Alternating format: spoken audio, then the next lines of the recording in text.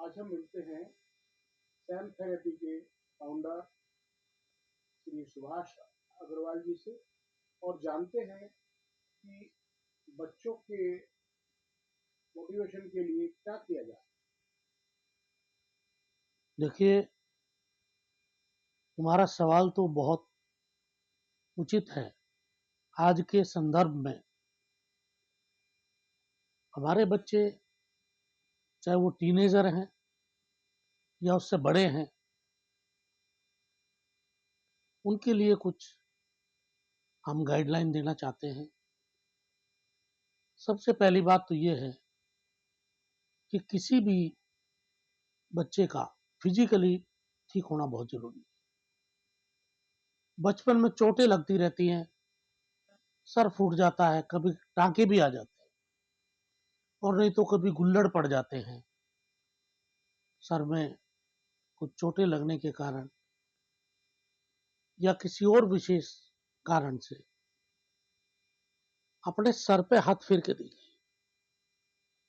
लोग आजकल बालों में तेल नहीं लगाते, इसलिए सर पे हाथ भी नहीं फेरते। अपने सर पे हाथ फेर के देखिए, क्या ये आपका स्कल प्लेन है या इसमें गड्ढे गड्ढे से हैं। हवाई जहाज जब रनवे पे दौड़ता है तो वो प्लेन के ऊपर बढ़िया दौड़ता है। अगर उसमें गड्ढा होगा तो वो दौड़ ही नहीं पाएगा। ऐसे ही हमारा दिमाग है। जो अगर हमारे दिमाग स्कल में गड्ढे हैं, ऊंच नीच है, तो मन में पढ़ाई में मन ही नहीं लगता। थोड़ी देर बाद ही थक जाता है। और इसका एक बहुत ही सटीक एग्जाम्पल मैं दे रहा हूँ। मेरा नाती आरुष, वो हर समय गेम खेलने में बिजी था। उसको लैपटॉप पे भी गेम खेलना है और मोबाइल पे भी गेम। उसके पिताजी माताजी सब परेशान थे, घर वाले सब परेशान थे। और जब हम सुनते थे तो हमें भी दर्द होता था कि ये पढ़ता तो है ही नहीं। तो मैं एक बार अपनी बेटी के घर गया हुआ था। वहां जाके मैंने देखा कि उसके सर के ऊपर बहुत सारे गड्ढे हैं, जिसका मैंने ट्रीटमेंट दिया। सैम थेरेपी में ये संभव है। ट्रीटमेंट देने के बाद में मेरी बेटी ने मेरे को फ़ोन करके बताया, पापा बहुत आश्चर्यजनक बात है, मैं आपसे शेयर करना चाहती हूँ। मैंने कहा बताओ बेटे। कहना आरुष पढ़ने लगा है। मैंने कहा ये तो मुझे पता है, मैंने इलाज किया था उसका। अब वो पढ़ने लगेगा। कहते हाँ, अब उसका खेल में मन नहीं है, अब वो खेलना नहीं चाहता, वो पढ़ना चाहता है। मैंने कहा तुम्हारे पास 2 महीने का समय है, उसको पढ़ने दो, पढ़ लिखेगा तो पास हो जाएगा। कहते अगर ये पास भी होगा तो बहुत बड़ी बात है, ये पास भी नहीं होगा। मुझे बड़े खुशी के साथ ये कहना पड़ता है कि वो बच्चा 80+ % से पास हुआ है, शायद 82 आए। उस बच्चे के 40% भी नहीं आ सकते। उसको कोई भी आप सवाल करते, उसके सब्जेक्ट का उसको पता ही नहीं था, सिलेबस के बारे में जानकारी नहीं। वो 2 महीने के अंदर ही वो रिकवर कर गया सर। ऐसा ही एक दूसरा केस, मेरी दूसरी बेटी का छोटा बेटा, शिवांश नाम है उसका। वो भी पढ़ने में नालायक ही था। एक बार मेरी कुछ तबीयत खराब थी तो मैंने उसको बुलाया था। उसने मेरी थोड़ी सी सेवा की थी। तो मैंने उसको देखा कि उसके सर में भी गड्ढे हैं। तो उसकी मम्मी की ये शिकायत कि ये पढ़ता ही नहीं है, ये तो पढ़ेगा ही नहीं, मेरी समझ में आ गई। मैंने उसका भी इलाज कर दिया। प्रभु कृपा से वो बच्चा यहाँ इस टाइम मेरे पास मौजूद है।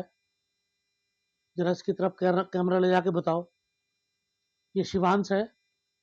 कितने परसेंट मार्क्स आए तुम्हारे 10th क्लास में? 78% में ये पास हो गया, जिसकी पास होने की कोई संभावना नहीं।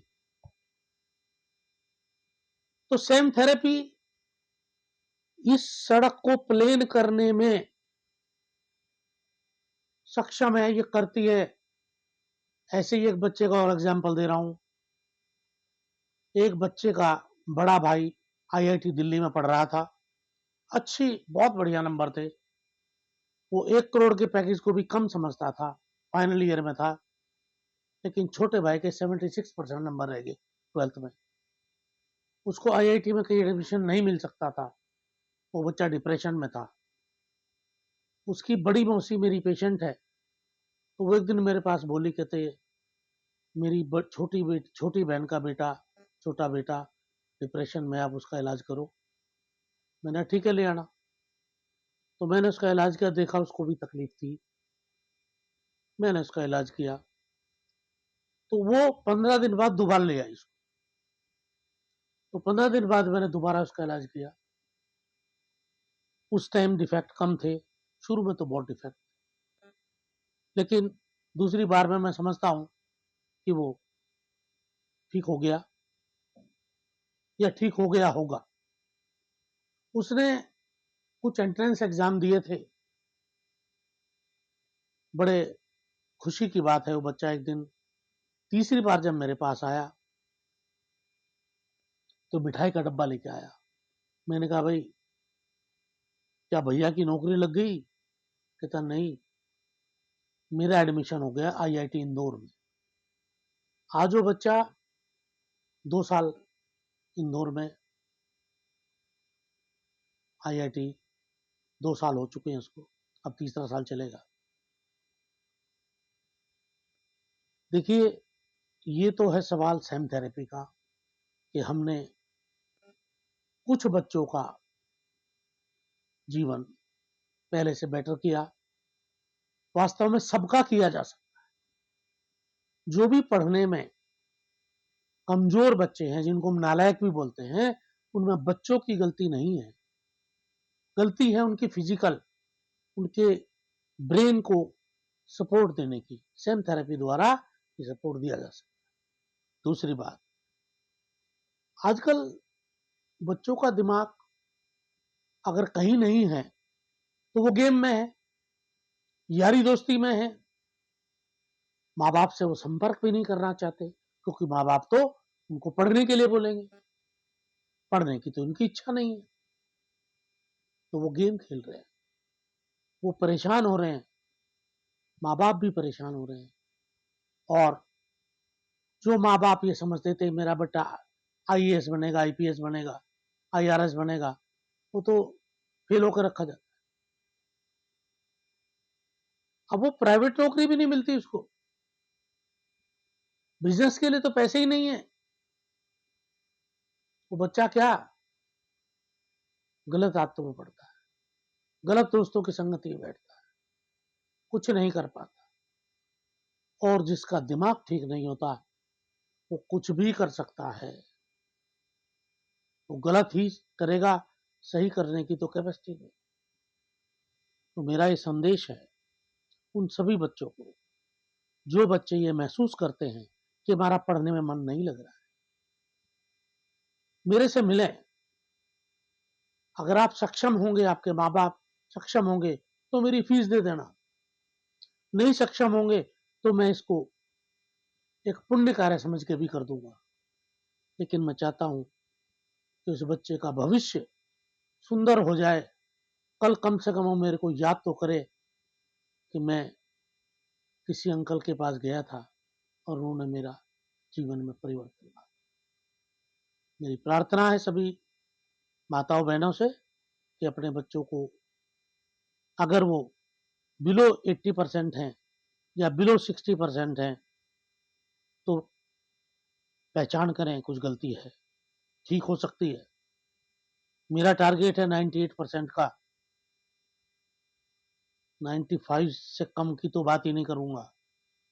आप कोशिश करिए, वो सब 100% वाले हो जाएंगे जो आज 40% वाले।